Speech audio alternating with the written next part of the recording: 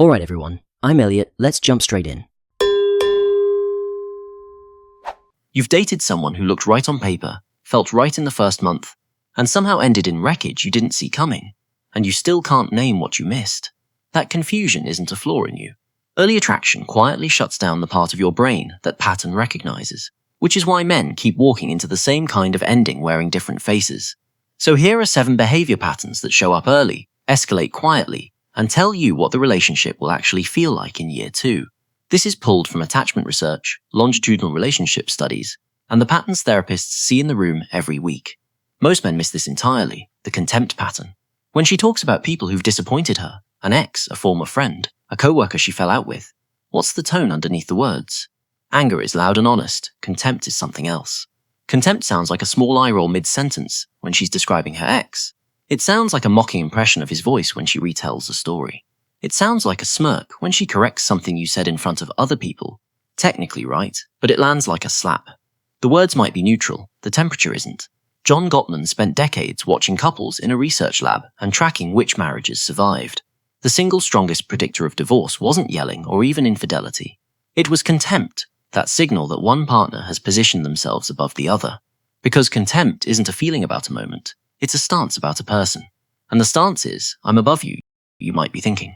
But everyone vents about exes sometimes. Venting has frustration in it. Venting wants to be heard, and then it's done. Contempt has superiority in it. If she talks about her ex with contempt, she'll talk about you with contempt the day you stop performing. The voice she uses for him is the voice waiting for you. So when she's telling a story about someone who let her down, don't just listen to what she's saying. Listen to where she's standing while she says it. Learn the difference between venting and verdict. One is human, the other is a forecast. You're seeing it, trust it. 2. The service worker tell. When the power balance tips and she's suddenly the one with more of it, over a waiter, a barista, a rideshare driver, which way does she lean? This is one of the oldest reads in the book, and it still works because nobody bothers to perform for people they don't see as worth performing for. With you especially early, she's calibrated. Hair right, voice warm, laugh tune.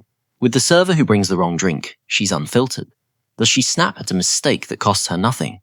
Does the warmth in her voice cut out the second she's talking to someone wearing a name tag, then click back on when she turns to you?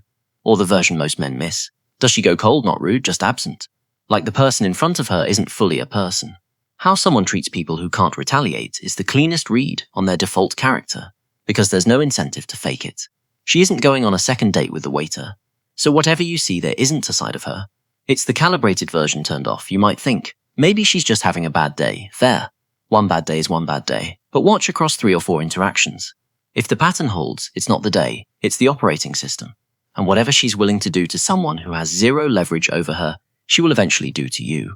Because in 2 years, when the performance is over, you'll be the person she sees every day with the lowest social cost attached. The waiter is the early demo of the long-term version. You're not figuring out who she is by watching how she treats you. You're figuring it out by watching how she treats the person who brought the bread. This is how it begins. 3. The vanishing apology. When she's wrong about something, what happens to the wrongness? Does it land somewhere and get processed? Or does it evaporate? You'll know this one when you start noticing how arguments end. She forgets something important to you. And somehow 40 minutes later, you're the one comforting her about how bad she feels for forgetting.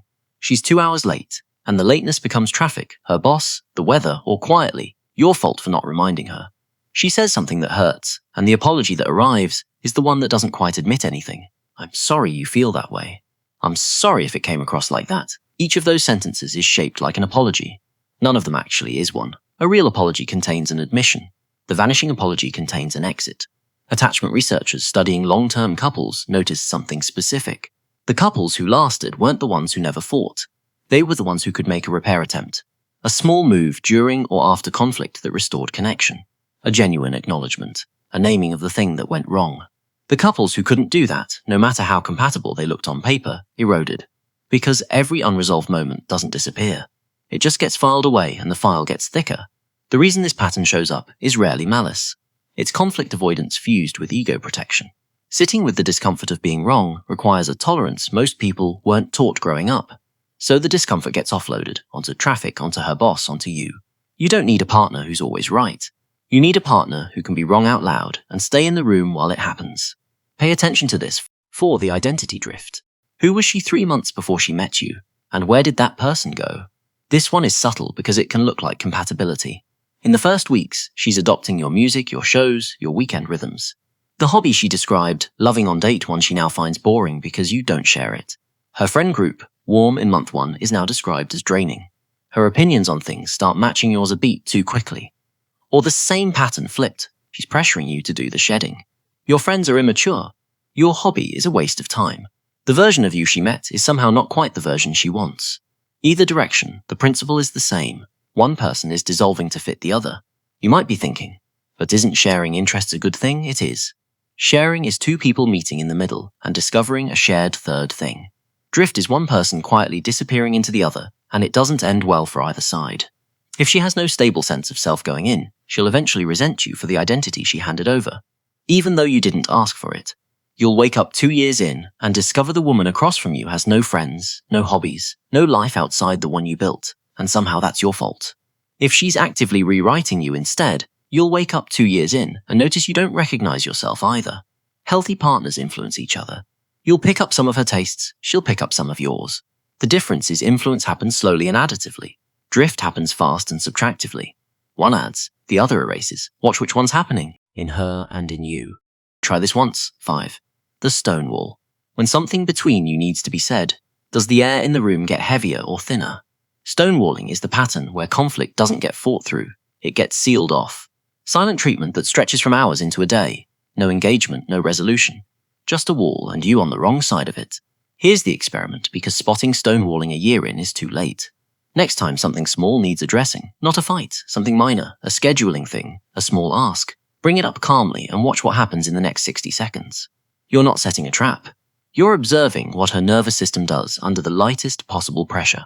Does she engage, even reluctantly? Does she ask a clarifying question, push back, meet you halfway? Or does the temperature drop in the room and stay dropped?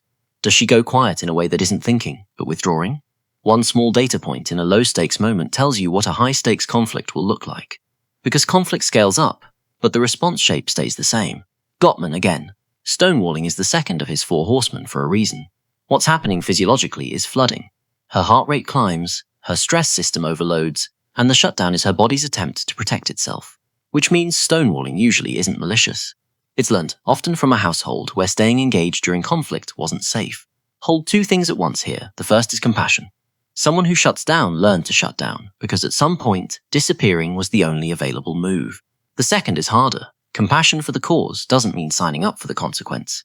A relationship needs 2 nervous systems that can stay in the room when things get uncomfortable. It's not what you think. 6. The scorekeeper.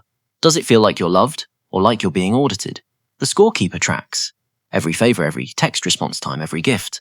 The relationship has an invisible ledger running underneath it, and you're always somehow slightly behind. You'll notice it in small ways first. Something you forgot 3 weeks ago resurfaces with exact specificity. The date, the context, what you said. She remembers the dollar amount of things you've bought each other across months. Affection seems to track recent deposits, warming up after you've done something generous and cooling when you haven't. It's not that she's unkind, it's that the kindness has accounting attached. You might be thinking, isn't fairness important? Of course it is.